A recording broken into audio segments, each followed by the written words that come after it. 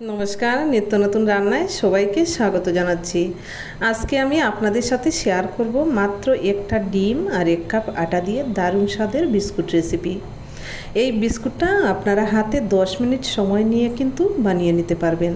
এটা ভেতর থেকে খুবই কাস্তা ও মুচমুচে হয়, খেতে খুবই ভালো লাগে চায়ের সাথে। আর এই বিস্কুটটা বেশি করে বানিয়ে 1 মাস পর্যন্ত বাড়িতে সংরক্ষণ করে খেতে পারবেন। পুরো ভিডিওটা দেখতে থাকুন, আশা করছি রেসিপিটা খুবই ভালো লাগবে। আর ভালো লাগলে অবশ্যই লাইক ও ফ্রেন্ডস ফ্যামিলির সাথে শেয়ার করে নেবেন। আর আমার চ্যানেলে নতুন বন্ধু যারা এসেছেন তারা আমার চ্যানেলটাকে সাবস্ক্রাইব করে আমার সাথেই থাকবেন। তো বিস্কুট বানানোর জন্য প্রথমেই আমি এখানে একটা ডিম ভেঙে নিচ্ছি। এবারে একটা কাপ মেপে দিয়ে দিচ্ছি 1 কাপ গুঁড়ো চিনি। এবার একটা উইক্সের সাহায্যে চিনিটাকে খুব ভালোভাবে মিশিয়ে নেব। আমি এখানে গুঁড়ো চিনিটা ব্যবহার করেছি, চাইলে আপনারা গোটা চিনিটাও ব্যবহার করতে পারবেন। তবে গুঁড়ো চিনিটা ব্যবহার করলে কম সময়ের মধ্যেই চিনিটা মিশে যায় আর কাজটা খুব তাড়াতাড়ি হয়ে যায়। এবার দিয়ে দিচ্ছি একই কাপ মেপে হাফ কাপ সাদা তেল, খুবই সামান্য 1 চিমটি নুন আর চায়ের চামচে হাফ চামচ বেকিং পাউডার। আবারও উইক্সের মাধ্যমে উপকরণগুলো ভালোভাবে মিশিয়ে নেব। আমি এখানে বেকিং পাউডার ব্যবহার করেছি, আপনারা চাইলে বেকিং পাউডারের পরিবর্তে বেকিং সোডাও ব্যবহার করতে পারবেন।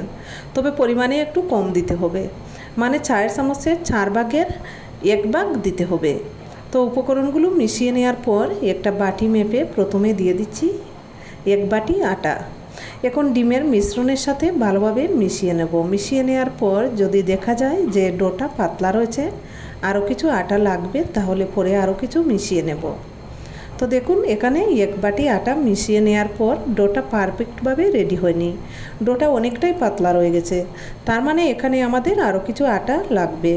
তো এখানে আমি আরও হাফ বাটি আটা নিয়েছি আর এখান থেকে অল্প অল্প করে দেব আর মেশাবো। যে ডোটা আমরা তৈরি করছি সেটা খুব বেশি নরমও হবে না আর খুব বেশি শক্তও হবে না, একদম মিডিয়ামভাবে ডোটা তৈরি করতে হবে। তো দেখুন এখানে আমাদের ডোটা একদম পারফেক্টভাবে রেডি হয়ে গিয়েছে। আর ডোটা দেখে নিশ্চয়ই বুঝতে পারছেন একদম মিডিয়াম ও স্মুথ একটা ডো তৈরি করতে হবে।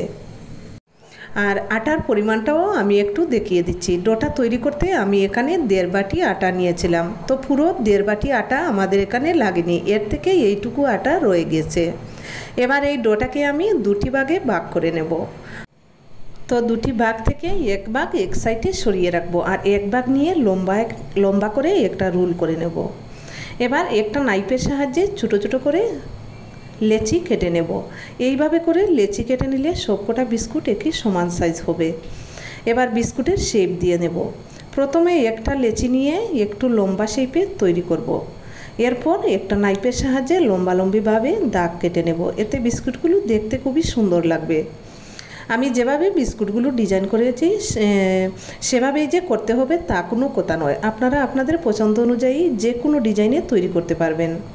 তো একই রকমভাবে আমি সবগুলো বিস্কুট তৈরি করে নিয়েছি। আর এবারে যে থালার মধ্যে বিস্কুটগুলো বেক করব সেই থালার মধ্যে সরাসরি তুলে নিচ্ছি।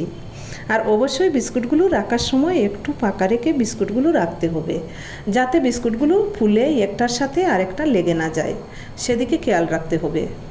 তো বিস্কুটগুলো বেক করার জন্য চুলাতে আগে থেকেই লো হিটে কড়াই বসিয়ে রেখেছিলাম। এবার এই কড়ার মধ্যে বিস্কুটের থালাটা বসিয়ে দেব, আরও একটা থালা দিয়ে চাপা দিয়ে দেব। এবারে চুলার আঁচটা মিডিয়াম ও লোয়ের মাঝামাঝি রেখে প্রায় 25 থেকে 30 মিনিটের মতো অপেক্ষা করব বিস্কুটগুলো বেক হওয়ার জন্য। তো 25 মিনিট পর চুলাটা অফ করে দিয়ে চাপাটা সরিয়ে নেব আর বিস্কুটের থালাটা নামিয়ে নেব। এই সময় কিন্তু বিস্কুটগুলো একটু নরম থাকবে, এজন্য বিস্কুটগুলো নামিয়ে একটু ঠান্ডা করে নেব। মিনিমাম 10 থেকে 12 মিনিটের মতোই বিস্কুটগুলো ঠান্ডা করেই হয়ে যাবে। তো বিস্কুটগুলো ঠান্ডা করে নেওয়ার পর আমি আপনাদের দেখিয়ে দিচ্ছি। দেখুন বিস্কুটগুলো কত পারফেক্টভাবে তৈরি হয়েছে আর দেখতে কতটা সুন্দর লাগছে। গরম গরম চায়ের সাথে এই বিস্কুটগুলো খেতে যা লাগবে না, মুখে দিলেই মিলিয়ে যাবে। একটা বিস্কুট আপনাদের ভেঙে দেখাচ্ছি, দেখুন ভেতরটা কত সুন্দর হয়েছে। আপনারা অবশ্যই এভাবে একবার ট্রাই করবেন আর কেমন লাগলো কমেন্টসে জানাবেন। আজকের মতো এখানেই, ধন্যবাদ সবাইকে।